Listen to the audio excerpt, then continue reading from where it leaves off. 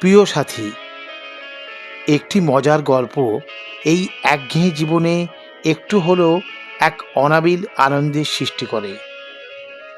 এবারের মজার গল্পটির নাম বাপ ঠাকুরদার পেশা।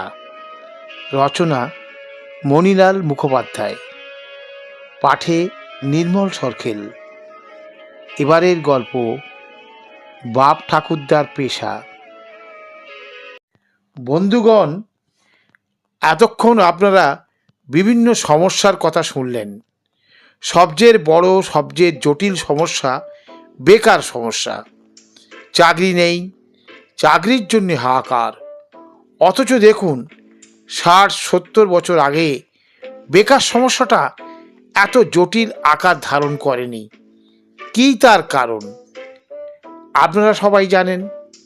সরল সমবিভাগ। বাপ ঠাকুরদা যে কাজ করত, ছেলে নাতিপুতিরাও সেই কাজ করেছে। ফলে চাকরির সমস্যা দেখা দেয়নি। এই দেখুন, আমার ঠাকুরদা মন্ত্রী ছিলেন, আমার বাবাও মন্ত্রী ছিলেন। আমাকেও দেখুন, আমি বাপ ঠাকুরদার পথই বেছে নিয়েছি। অনেকেই আমাকে বলেছিল অন্য কাজ করতে। আমি কিন্তু সব প্রলোভন, সব উপদেশ, সব অনুরোধকে অগ্রাহ্য করে বাপ ঠাকুরদার কাজই বেছে নিয়েছি। ব্যাস, আমার কোনো সমস্যা নেই। আপনাদেরও আমি বলবো, আপনারা চাকরির চেষ্টা না করে, চাকরির জন্য হন্য হয়ে ঘোরাঘুরি না করে, চাকরির জন্য কলকারখানার দরজায় না ঘুরে, চাকরির জন্য মালিকদের পায়ে তেল না বুলিয়ে বাপ ঠাকুরদার কাজ করুন। চাকরির দাবি তুলে আপনারা মন্ত্রীদের চোখের ঘুম কেড়ে নেবেন না। প্রত্যেকেরই ঘুমোবার অধিকার আছে, কারণ না ঘুমোলে কষ্ট হয়, শরীর ভেঙে পড়ে। শরীর ভেঙে পড়লে দেশের জন্য কাজ করা যাবে না। আমি তাই বলবো, আর দেরি না করে বাপ ঠাকুরদার কাজ শুরু করে দিন। দেখবেন, দেশে আর বেকার সমস্যা নেই। আমি জোর দিয়ে বলছি, সরল সমবিভাগই বেকার সমস্যা সমাধানের উপায়। আমরা আপনাদের এ ব্যাপারে বরাবর উৎসাহ দিয়ে যাব। আজ 100 জনের মধ্যে বাপ ঠাকুরদার কাজ করছে এমন 10 জনকেও খুঁজে পাওয়া যাবে কিনা সন্দেহ। এই যে আপনাদের শহর, এখানে কি একজনকেও পাওয়া যায় যিনি বাপ ঠাকুরদার কাজ করছেন? যদি কেউ থাকেন, চলে আসুন। দেখুন, কেউ নেই, একজনও নেই। থাকলে চলে আসুন, আমরা বিশেষ অনুদান দিয়ে উৎসাহিত করব। যন্ত্রপাতি কেনার জন্য সরকার 5,000 টাকা করে সাহায্য করবে। এমন কেউ আছেন? চলে আসুন। খোকা সাঁতরা বক্তৃতা শুনছিল। ও ভিড় ঠেলে এগিয়ে এসে মঞ্চের উপর উঠল। এই যে স্যার, আমি আছি। আমি খুশি, সত্যি আমি খুব খুশি এটা দেখে যে আপনাদের পাড়ায় অন্তত একজনও আছেন যিনি বাপ ঠাকুরদার পেশাকে নিজের পেশা করেছেন। মন্ত্রী সুধোয়, আপনার কি নাম? আগে খোকা সাঁতরা। বয়স 40। আপনি চাকরির চেষ্টা করছেন না কেন? বাপ ঠাকুরদার পেশাটাকেই নিজের পেশা করে নিয়েছি। তাছাড়া বাবা ছোটোবেলা থেকে ট্রেনিং দিয়ে আমাকে তৈরি করে দিয়েছে। আমি এখন খুব ভালোভাবেই কাজটা করতে পারি। কাজটা আপনার ভালো লাগে? হ্যাঁ, দারুণ ভালো লাগে, বেশ রোমাঞ্চকর। মন্ত্রী ঘাড় নাড়ে। বুঝেছি, জব স্যাটিসফ্যাকশন আছে। আপনার দিনে রোজগার কত? ভালোই, তবে ব্যবসায় তো সব দিন সমান আয় হয় না। কোন দিন কম, কোন দিন বেশি।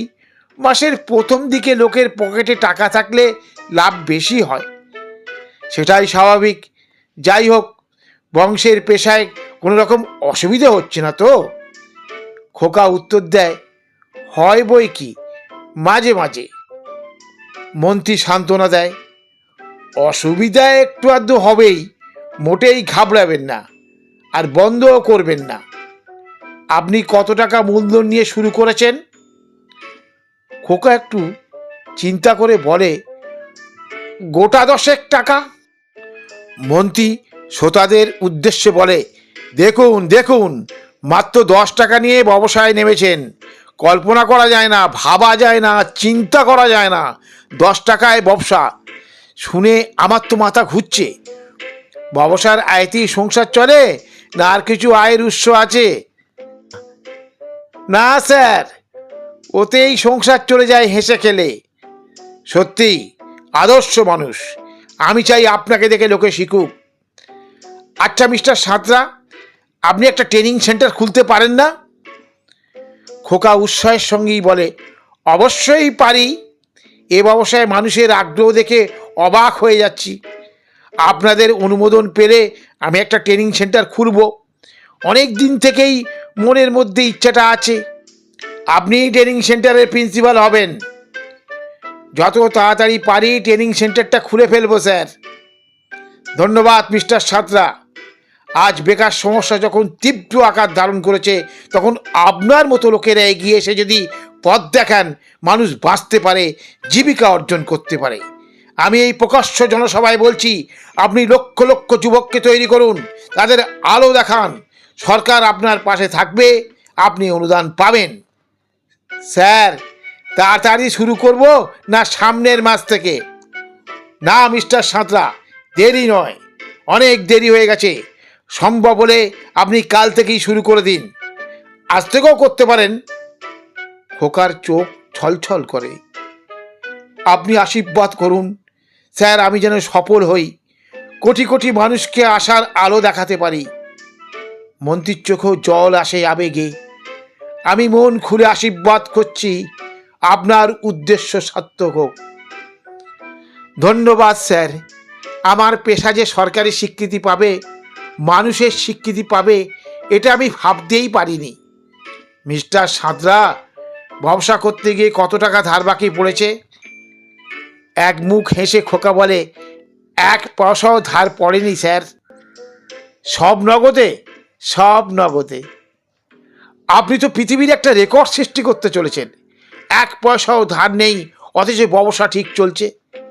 হ্যাঁ স্যার, এখানে ধারের গল্প নেই। আপনার তো গিনিস বুকে নাম ওঠা উচিত। কত বছর এই কাজ করছেন? বছর 30? বলেন কি? তার মানে 10 বছর বয়স থেকে শুরু করেছেন? হ্যাঁ স্যার। কারবার উঠে যাবার ভয় নেই তো? না স্যার, রমিয়ে ব্যবসা চলবে। একটা কথা বলছি স্যার। বলুন, অত কিন্তু কিন্তু করছেন কেন? আমার ট্রেনিং সেন্টার আপনি উদ্বোধন করবেন, কথা দিন স্যার।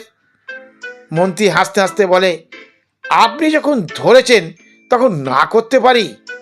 স্যার, ওই যে অনুদানের কথা বললেন, ওটা আগে পেলে ভালো হয়। কেন বলুন তো? কাঁচিগুলো তো কিনতে হবে। মিস্টার সাঁতরা, আপনার যদি আপত্তি না থাকে তাহলে বলুন, আপনি কি কাজ করেন, আর কাঁচিরই বা কি দরকার? কাঁচি না হলে পকেট কাটবো কি করে? হ্যাঁ, আপনি পকেট মারেন? মন্ত্রীর চেয়ার উল্টে যায়। মেঝের উপর পড়ে মন্ত্রী গড়াগড়ি খায়। সবাই ধরাধরি করে উঠিয়ে দিতেই মন্ত্রীর পকেটে হাত দেয়। আমার পকেটের সব টাকা?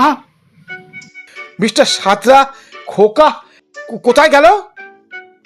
কে যেন একজন বলল, অনুদান নিয়ে সটকেছে।